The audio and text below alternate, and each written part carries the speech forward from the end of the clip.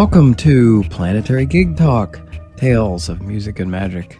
I'm your host, Jefferson Glassy, Chief Spiritual Dude of the Planetary Gig Society, whose mission is creating unity through music, but as I like to say, making connections through music with the intention of bringing peace.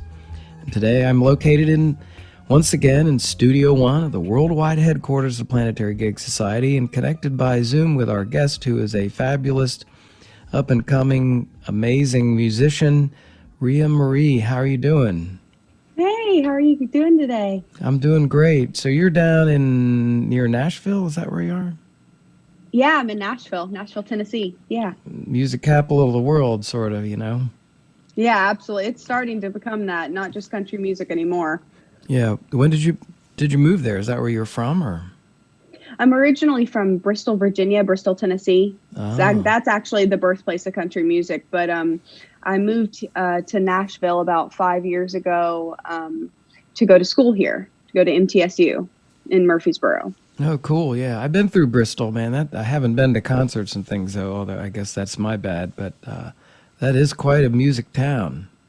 Oh, yeah. Rhythm and Roots is really cool. It's really vibey. It's fun.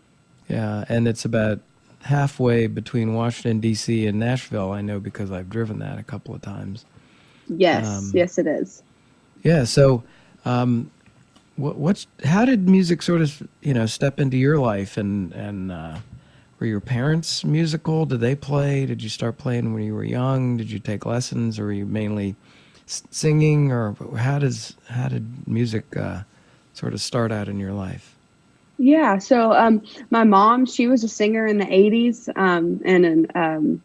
she had a career in New York City at 17. Wow. And now she's a voice teacher, and I guess we've had a studio in the house back at home since I can remember.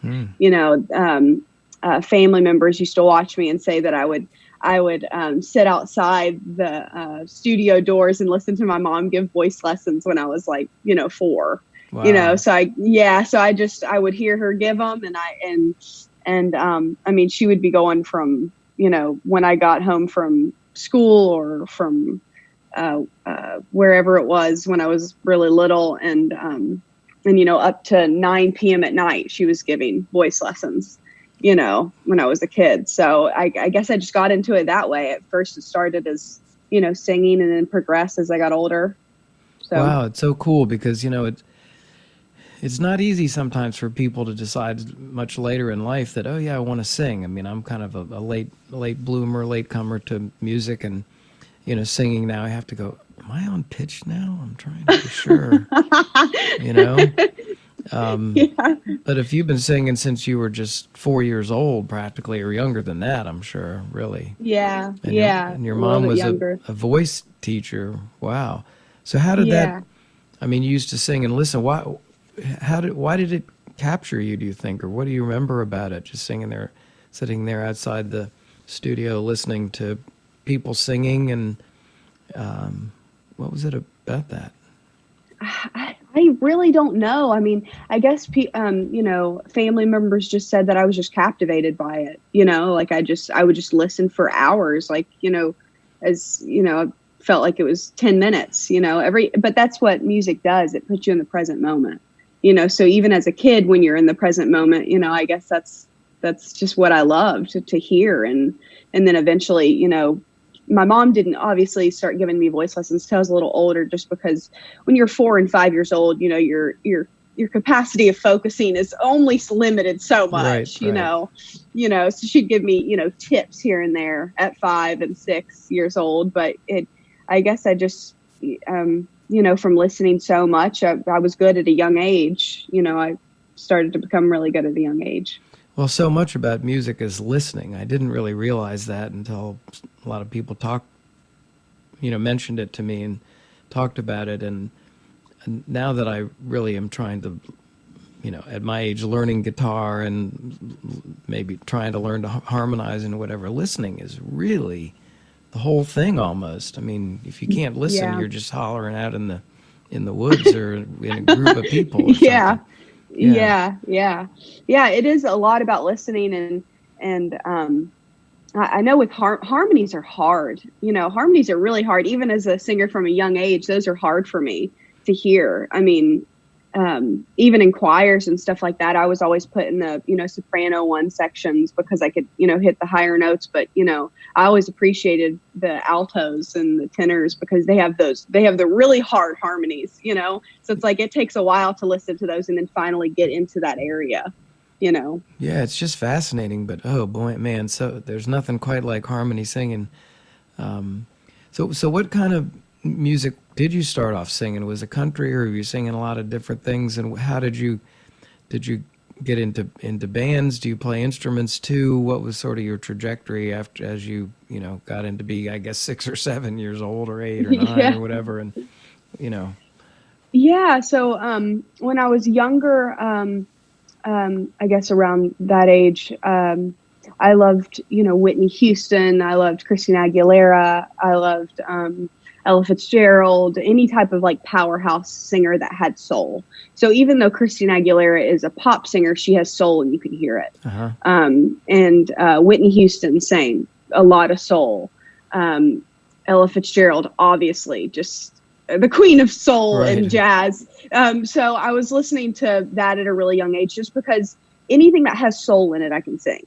Soulless music, I can't sing, but when I hear someone's voice and I feel it, then I can sing it. So that was pretty much what I did at a young age. Was I would hear people singing in my mom's studio, or songs on like Mulan Reflections was sung by Christina Aguilera. So I actually did a music video of that. My uncle came in from San Francisco. He's a film director, and at 7, I made a music video Whoa. to Reflections. It's actually it's surprisingly good. It's kind of it's funny. It's hilarious that it's Uh-huh. actually good because I have a voice teacher as a mom, and we went into the studio and recorded it, and then my uncle's a film director, so I was riding my horse through the farm, Wow. that I That's grew up great. at, and singing and stuff. Yeah, so I guess that's kind of how I started, was just with soul singing, I guess, which is kind of what every type of music should be. It should be coming from the soul, I think.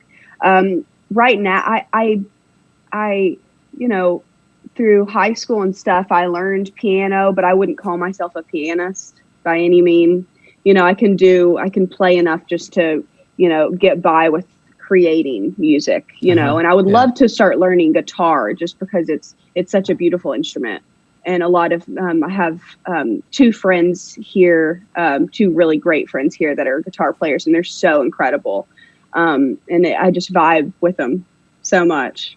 It's so much fun to play with somebody when it really feels like it's moving along, and you're creating something. Yeah, absolutely. So this is interesting what you're saying about soul music, and you think I think of, if somebody said soul music, I would think Sam and Dave, and some of that from the '60s, and Yeah, but you're talking about just you like to sing songs or music that just you feel. Is that right, right, and right. and so it doesn't matter what genre it is, really. It's just if you Mm-mm. feel it, you sing it. Right. That's exactly right. Yeah, so it certainly is. It's almost like an element that it has to touch you somehow. The music touches you somehow to want to sing it. If it's some headbanging music or something, you may not be interested in that. Um, Right. Yeah. I feel like with anything that comes from the soul, I mean, because music can teach you things, and it can help you stay in the present moment. I mean, it's taught me not to compare myself to other people, because that's huge in the music industry, is comparing yourself. Like, oh, I wish I could, do this or this, but Source put you here for a reason to do what you're best at. And I've kind of learned that through just being in Nashville, because there are so many incredibly talented people just in this city alone, that can just write and sing and play violin and, sing at the same time, and, play a billion instruments at once and sing. And I've tried to learn not to compare myself. That's kind of one of the main things that music has taught me so far. wow, yeah, music can teach you a lot of things, and you just mentioned Source, so we're kind of in this podcast is about the spiritual aspects of music and power of music and how we can kind of, I guess, tap into that source, or the source can tap into us or use us, whatever you want to say, Right. to do something. How does that, can you expound on that a little bit more about maybe your Yeah. perspective on source and music and how it interrelates and how it kind of Yeah. works for you in a sense? Yeah, absolutely. So I think one of the first time music and source kind of came into my life at the same time, because I've my mom is very spiritual too, and from a very young age I was meditating with my mom and having I guess visions as a child, or source was giving me information as a kid, very young. But when the first two emerged together, I was standing. I just got out of the shower and I was standing at home. I was visiting home, and I was looking outside the window, and I saw these birds, and they were just flying through the fog at the farm. Because it was really early in the morning, and these birds were just flying through there. And I thought to myself, I was like, that's kind of like a song. And I guess I was in a time in my life where I couldn't see what the next step in front of me was. And so I was thinking to myself, well, if I can just, project positivity and know that source is going to take me where I need to go, then I can just dance through the fog. I don't have to worry about what's coming, in front of me, what's coming next. I can just dance through it and know that light is going to take me there, to where I need to go. And so that was a song that I created, was Dancing Through the Fog. And it was about, overcoming certain times in your life where you don't know what's next, but if you allow for source to take you there, then you'll be fine. And I was meditating on it because I was writing, and then I got into a little rut in the bridge section, and I was like, oh, I don't know where this needs to go here. I was like, oh man, you know how it is. Yeah. I was like, oh, I don't know where this needs to go. And so, I sat down and I started just trying to center my chakras, all of my chakras, and try to, start breathing and doing chakra work, try to align everything. And my sacral chakra, which I know is, mainly creativity and stuff like that, I was trying to focus on just like an orange sun and, just a ball of energy there. And I did, and I heard these two incredible voices. And my root chakra started to tingle too, which was pretty cool. I heard this really high pitch sound, and then this really, really low frequency sound. And I was just like, oh my gosh. And they were so beautiful, but it's not something I feel like I could have heard if I wasn't meditating. Like, I feel like the frequencies you wouldn't have heard as just a person, and, source was definitely flowing through me at the time. And I got up right after that. And I mean, I just those lyrics just rushed out. I mean, it was like, and I'm not a fast writer, I take a second to bring it in, to really figure out what I need to write about, because around here, people just throw out crazy lyrics just so fast. So that's not me, but I got up and I got my pen and I just started just writing so fast. And the people that hear that song, they're like, the bridge, man, where did you come up with the bridge? And I'm like, well, I didn't come up with the bridge. I'll tell you that. Was not the person that came up with the bridge. That was Flo. So I think that was the first time, because that bridge made the song, honestly. So I think that was the first time that I had source and music come into my life at the same time. And, as in the music industry, it's 24/7 all the time, So a lot of the time you think, oh, I don't have time to meditate, or I don't have time for source right now. But the thing is when you make time, it gives it to you a lot faster. It shows you the way a lot faster when you connect and have time to really settle down and connect with source. When you have time to listen to it or be open to whatever it's bringing. Exactly. Yeah. Absolutely. That's really cool. I love that image of the birds going through the fog, and like they don't know where they're going. How do they know where they're going? But they're going to get there. So you kind of took that as, sort of information for yourself, and I guess learning to trust in a sense too. Right. Right. Yeah, Right. it's really, really profound. So in your singing, I mean, you certainly, when that bridge came to you, it was really just coming to you. It was. I mean, I got up and the melody was so like different, and it just flowed, and it worked. I mean, it felt like little angels just trying to talk to me and tell, it felt like an angel whispering in my ear, the next thing to write. It was really cool. I think that was the fastest I'd ever written something that was good. So. And so when you're singing, do you have similar? I mean, what you're talking about with the birds, it's a little bit of a surrender thing. You're just like, well, I know I can get through the fog. I can trust in source. I can trust in music, whatever. When you're actually singing, or when you're playing with people, you've got, people in the band or guitar players or whatever. How does that kind of work out for you? How does it happen? Do you have a way to explain that? Or So I think surrender is huge, because even when it comes to just singing in general, so technicality as a vocalist is very important, because if you're sick, you have to have technique to really get you through. If you're in a concert, or you have a recording that you need to do, or studio time, you can't just be like, oh, sorry, I'm sick, I can't really, can't do it, so as long as you can phonate clearly, with technique, you can sing. So sometimes vocalists kind of get trapped in that technique, and not let it just flow and just like surrender. When you've been taught technique for so long, just sometimes you just got to let it go. Just surrender and let it go.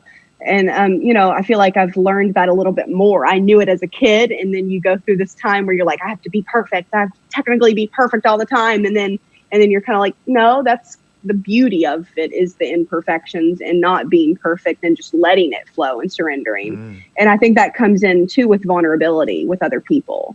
Music teaches you how to be vulnerable with people, and how to be vulnerable with yourself, and forgive others. And vulnerability is hard. It can be very, very hard to just let down and be very vulnerable, but it's also a beautiful thing when you can be with other people. And I think that's what music does. Not only makes you present and teaches you lessons, but it helps you be vulnerable. So. Wow, that's very cool. So it's clear that music has not just been singing for you; it's been many other things, teaching you lessons, and vulnerability. That's an interesting one too. You do have to sort of let go of the ego, and be unafraid to really screw up and sound bad in some respects. Absolutely. You have to let that ego go when you're with music. And it even comes into play with ego with, people that are like, want to be the best, or they get, hurt if you have to, move on to someone else or something like that. Ego's a toughie. It's a tough guy. Yeah. The ego is very, very tough for everybody. And it's tough in music too, because that you can't have the ego and be vulnerable at the same time. It just doesn't really work. Yeah. And how about when you're singing, you're playing with other people? I mean, I guess they kind of have to let go and feel you, listen to you, and it all, everybody kind of needs to be on the same ego-less page for it to really work, doesn't it? Absolutely. Mm-hmm.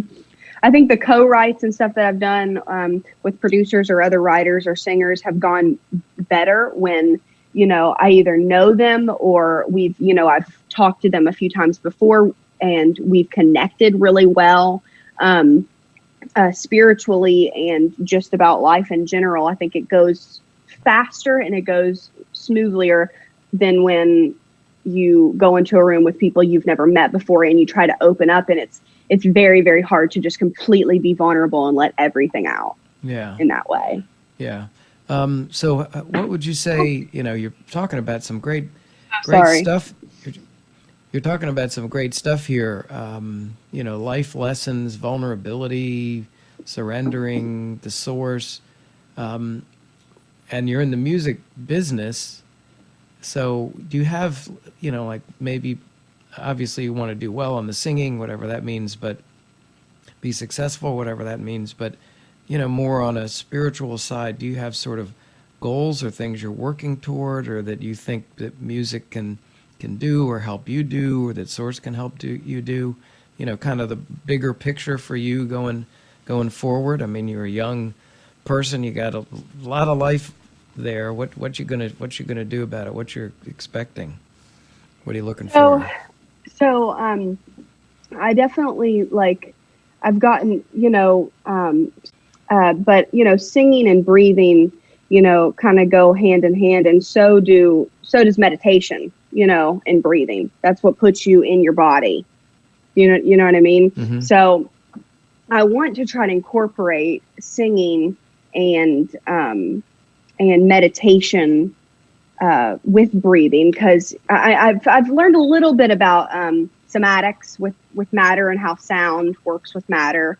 And I think it would be really cool to learn in meditation how frequency waves work with depression or anxiety or changing thought patterns in your brain. Because as a musician, it's easy to feel shame or guilt, which is the lowest vibration in consciousness that one can have. So I think, and I think most people do struggle with a little bit of depression, even if it's seasonal depression here and there. But I would love to learn more about how frequency waves and sound with meditation coexist together and can help you, change your thought patterns in your brain and stretch those muscles in your brain to think more clearly and more positively and help connect you to source. So I think that's one of the main things that I would love to learn from other people and teach other people as I get older and get more into music and in the R&B sector of music too. It'd be really cool to learn that. So I think that's one of the main things with spirituality that I would love to learn, because it would help me too. Yeah, that sounds really cool. And you were talking about cymatics there, right? The thing with the sound, yes. The frequencies change the sand or the grains of sand and all that to make the shapes.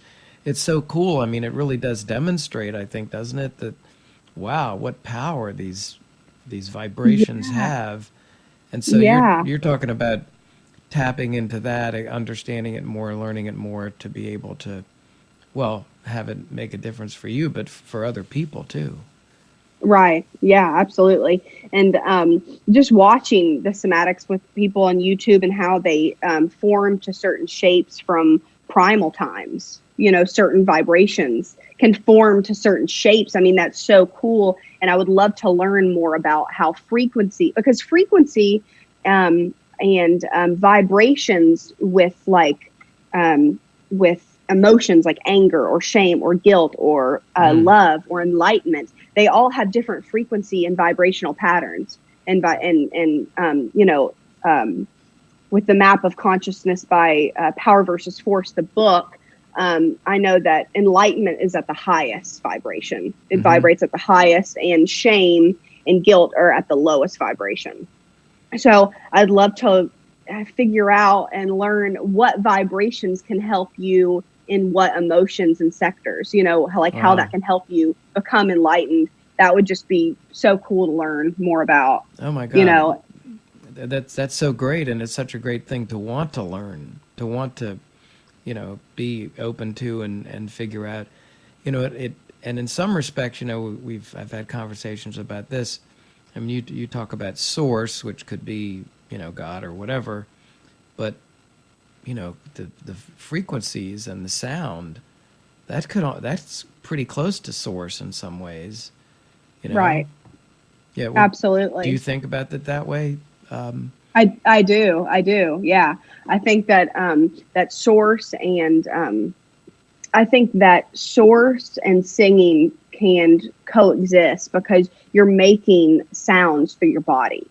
You're connecting with your breath and you're singing at the same time, and you're, you know, certain, I would just love to learn the certain pitches that help you connect with source, because I know there's certain pitches that can help you open certain chakras, but I would love Mm. to learn how singing in my own body can do that, can Wow. open up.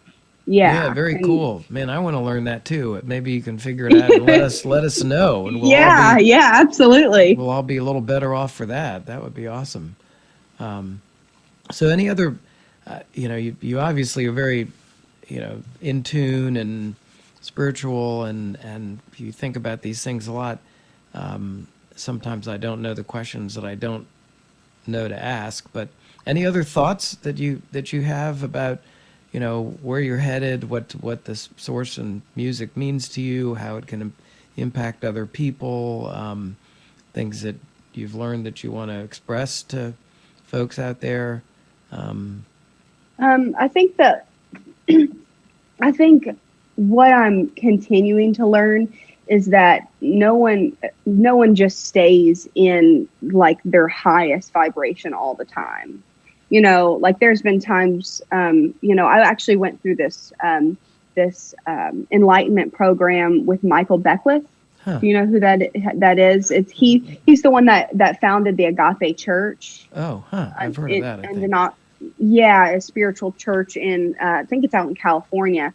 I did a spiritual program with him. It's a 6 week program. I actually did it with my mom, so we did it Nice. at the same time. She was actually a week ahead of me. So when I was in victim week, when you try to get out of making yourself the victim, which is the second week, I called her. I was like, "This isn't working." I was like totally the victim the whole time. I was like, "This isn't working."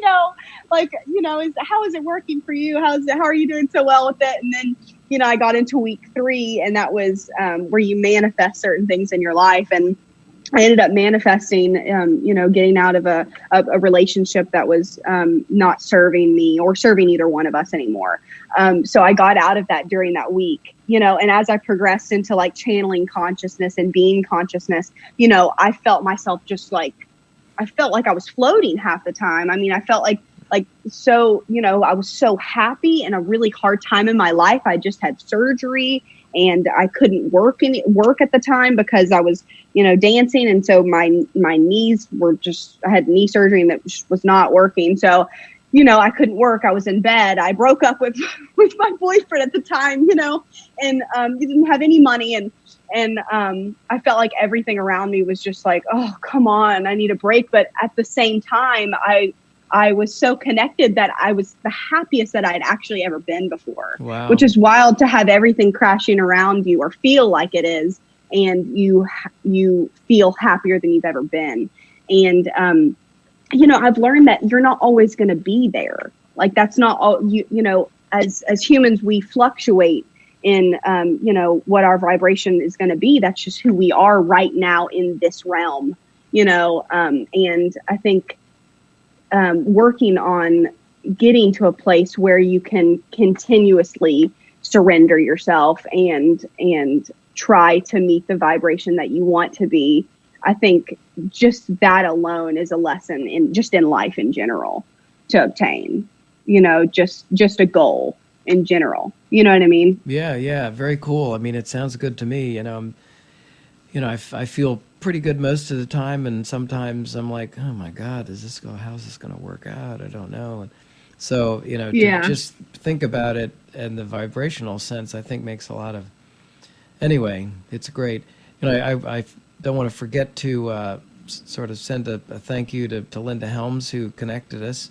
I met her at Yes. Wooten Woods, and she's the sound bowl practitioner who's really cool and knew you and referred you to this for the podcast. So I really appreciate that, and I appreciate your taking the time with this. You've so many good thoughts. It's exciting to listen with you and to listen to you Oh, and hear what you have to say, it's exciting to know that you're going to go a lot of cool places and help people out a lot in a lot of ways. So thanks very much for I that.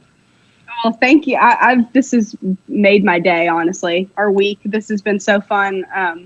And I love talking with you. Just talking about this has made me feel good and made me feel better. Oh, so man, it does to me too. So, Ria Marie, and that's your website too, isn't it? Yes, riamariemusic.com. Okay. Well, people can check that out. And, man, the best to you. And I'm sure that our paths will physically cross at some point soon too. I hope so anyway. So, Absolutely. So, Ria, thanks so much. Really appreciate it. Thank you so much.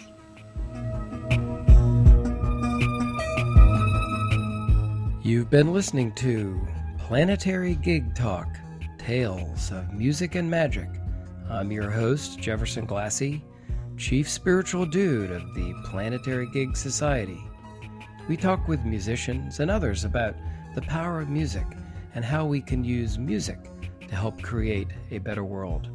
Please check out our website, www.planetarygigs.org, for information about some of the organizations promoting music and musicians, resources about the power of music, books, movies, articles, including new research on music and the brain. We welcome your support. The Planetary Gig Society is a Section 501c3 charitable organization, and you can donate on the website. You also can receive a free email signature block demonstrating your support for Planetary Gig Society. Please follow us on Twitter, Instagram, and Facebook at Planetary Gigs. And we want to thank fabulous musician and teacher Eric Weinberg of Little Eric Studios for the Planetary Gig Talk music titled Chill Kid, It's Saul. So please check out Planetary Gig Talk on iTunes, Google Play, and Stitcher. Subscribe and hear all the upcoming episodes. Thanks very much.